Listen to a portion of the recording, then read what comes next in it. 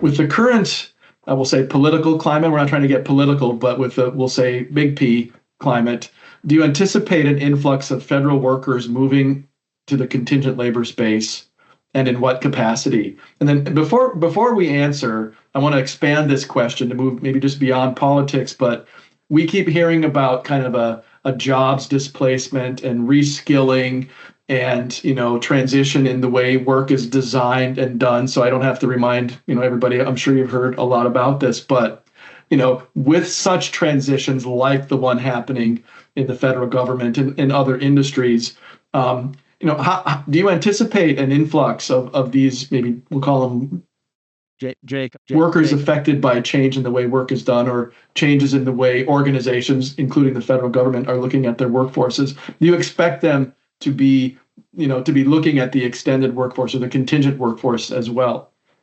Your thoughts there? Maybe Jake, give us what you're thinking. Yeah, obviously with just the existing scenario, too soon to tell. From my perspective, right? Logic would state more workers becoming available.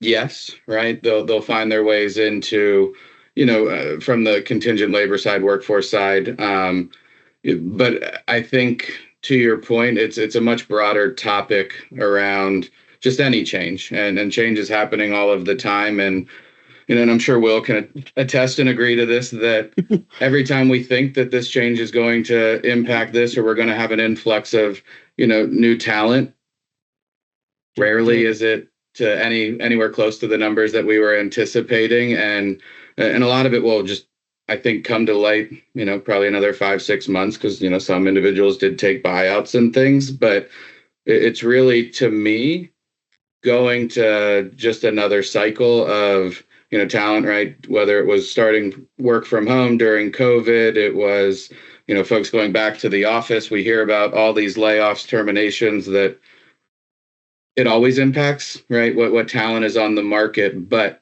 so many companies, so many programs that it's really hard to kind of track. Yeah, I agree with you. We hear about, all this displacement, but then when it comes time to bring them on board, where are they?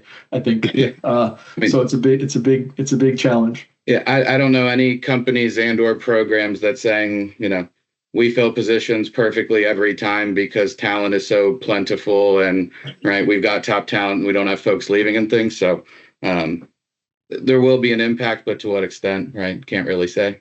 Great point. Will, would you like to close us out? Yeah, no, I agree. I think that, it's really early in whatever the environment is we're sitting in right now. It's really early and what that's going to mean from a candidate perspective.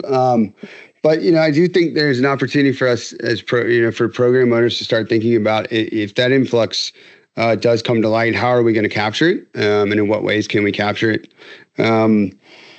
There's always the quote unquote, war for talent, or the war on talent, and how we're going to get, get all the right talent engaged. And I think we need to think about, when we talk about change, is like, what are we doing to make the impact or make the appeal to the available talent? And so if there are going to be fluctuations in talent and there's a new demand or a new increase, then, we do need to think that, are we right sized, and what can we do to harness that for the betterment of the organization? So, yeah, I guess, really too early to tell, right, on where this is going to go. But if it does go that there's a large talent network, go out and get it.